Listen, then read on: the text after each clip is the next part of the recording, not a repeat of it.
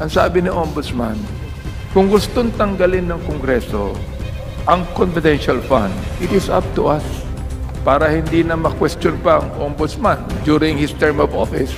Sabi niya, tanggalin na lang yung confidential fund para hindi na pag-usapan to. Naku po! Brosas, sumigunda mano sa pagtira sa Ombudsman ukol sa confidential fund nito.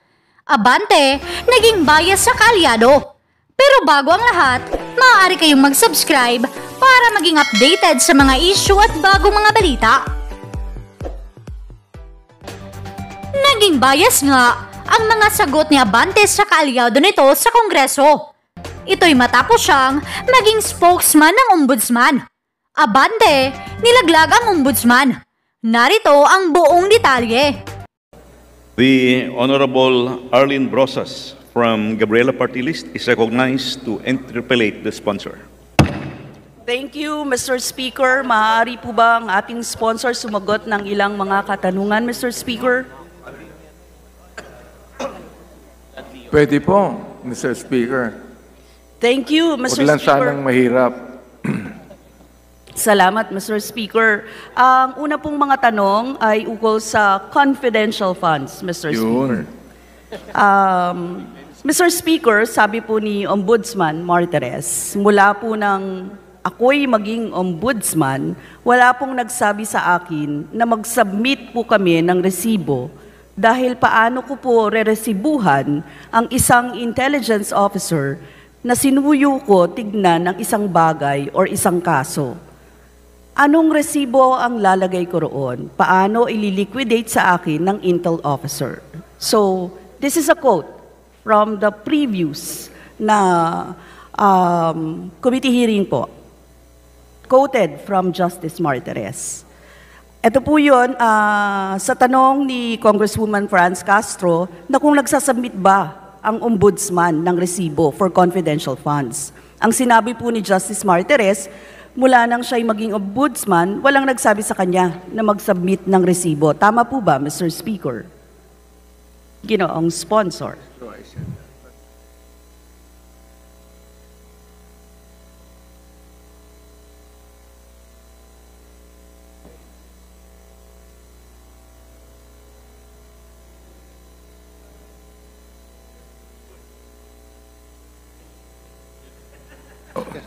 Okay, Mr. Speaker, tama yung sinabi ng Ombudsman. Although, hindi po yung full statement, Mr. Speaker. Sapagkat ang iba naman, for example, like yung mga transportation expenses, they are all properly liquidated. So, hindi lahat ng paggamit ng confidential fund ay walang resibo or walang liquidation, Mr. Speaker. Mr. Speaker, kailan po naging ombudsman si Justice Martires? 2018, Mr. Speaker.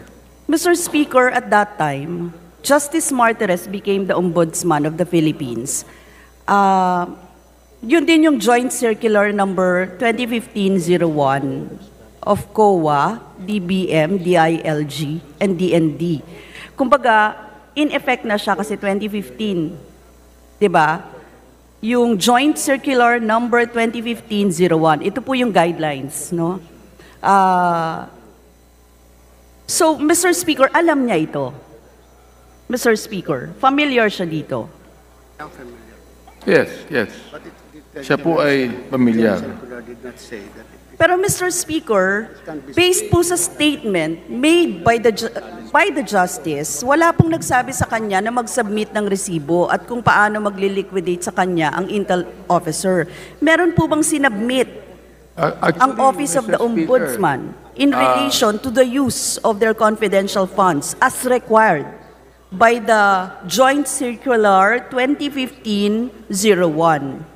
Actually, Mr. Speaker, that it's not necessarily a resibo. Pero ito'y tinatawag nating acknowledgement receipts or reimbursement reports. Mr. Speaker, reimbursement report ang sinabmit niya. Ano-ano po ang mga sinabmit niya? Sang-ayon sa Joint Circular 2015-01. Okay, nakalagay po dito sa circular, joint circular, ang sabi po dito, and I quote, disbursement from CF shall be supported with documentary evidence of payment, among others, which shall be submitted to the ICFAU in a sealed envelope signed by the SDO. Yes, Mr. Speaker, ang tinatanong ko po, ano ang sinabmit? Wala ho kami Sang-ayon sa guidelines. submit kami ng certificate. Well, Documents are in the anytime. the ombudsman submitted certifications. Oo. And anyone that would like to question how it is being used can go directly to the ombudsman.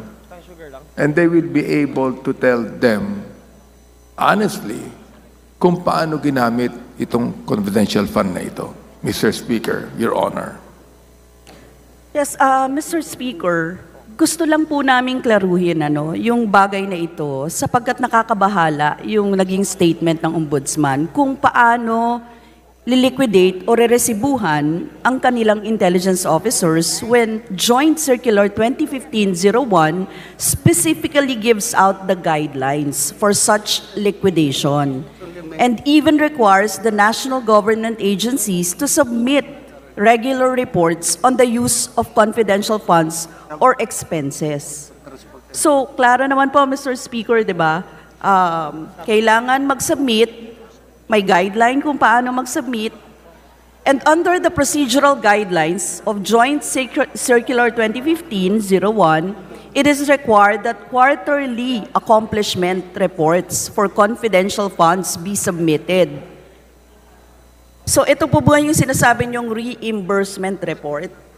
Anyway, Mr. Speaker, submitted by national government agencies to the President of the Philippines, sa Speaker of the House, and to the Department Secretary. Under 6.2 on liquidation of cash advance, it is required that a liquidation report is required to be submitted along with supporting documents. Yeah, Mr. Speaker, Your Honor, ito, hawak-hawak ko po itong, hindi naman po ito resibo kundi hawak-hawak ko yung ina-account, yung tinatawag nating documentary evidence. So therefore, kung meron documentary evidence na sinasubmit that is actually in a sealed envelope, ay palagay ko ito po ay tama na, no? Sapagkat meron namang documentary evidence, Mr. Speaker, Your Honor. Okay, thank you, Mr. Speaker, kasi the term confidential does not mean that the concerned government officer's expenses will not be tracked. Kaya nga po meron tayong ganyan, di ba?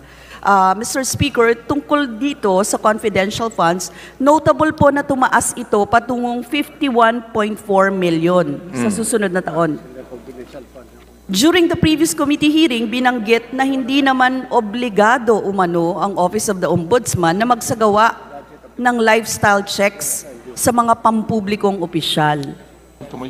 Mr. Speaker, ngayon sa mga increase na ito, ng confidential fund, non-disclosure of SALN, and the non-proactive attitude towards lifestyle checks, ano po ang trust ng pag-iimbestiga ng Ombudsman ngayon? Well, actually, Mr. Speaker, to be able to perhaps answer it directly according to the Ombudsman, unang-una, hindi po siya ang naglagay ng 51 million.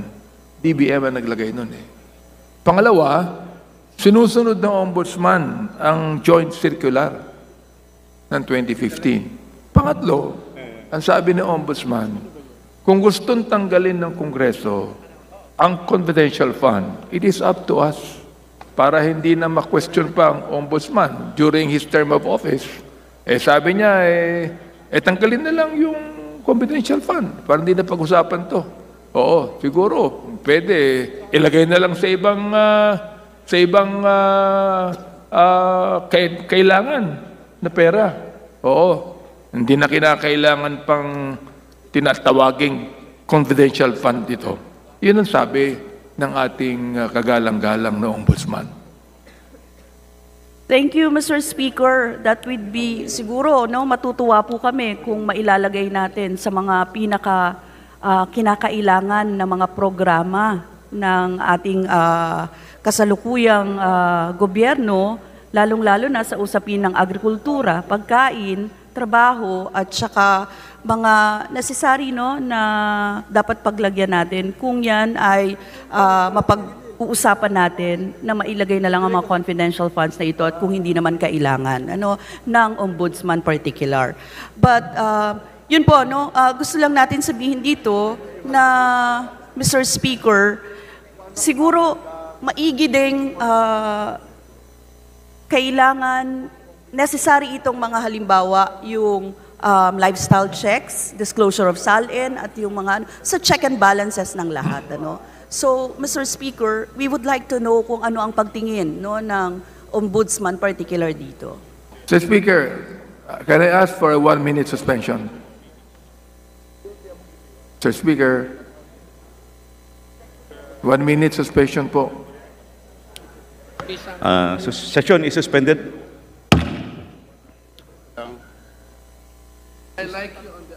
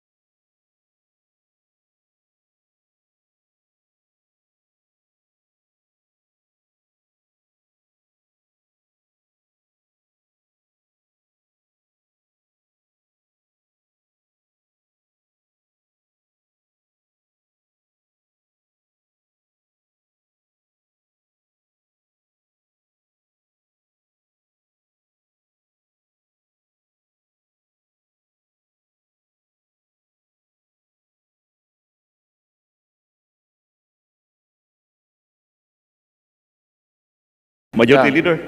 Yeah, Mr. Speaker, thank you very much. Again, I would like to ask the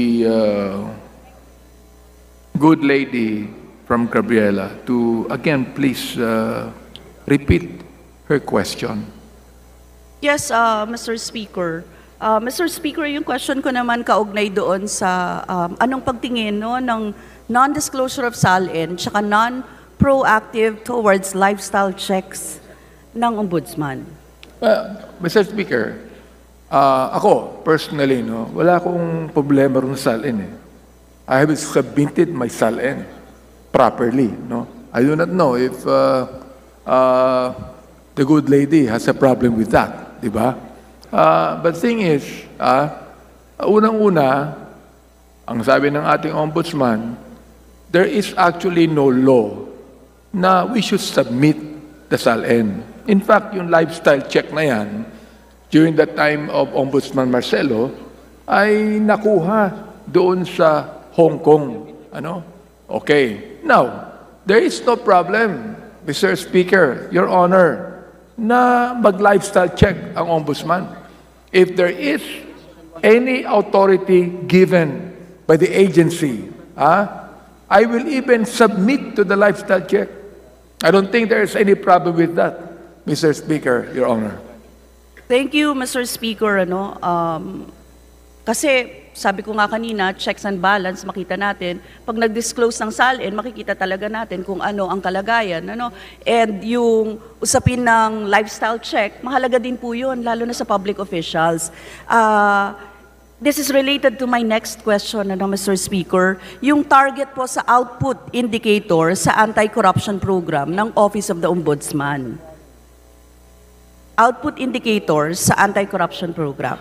Tama po ba na 21% lang para sa case build-up at lifestyle checks resulting in the filing of administrative and criminal cases ang meron ang Ombudsman, Mr. Speaker? Ano po yung basis ng 21% output indicator na ito?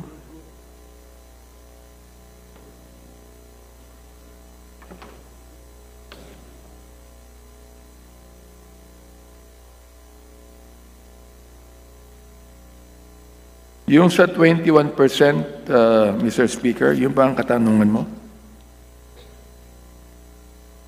Yes, Mr. Speaker, output indicator po ito. Target ng output indicator sa anti-corruption program ng Office of the Ombudsman.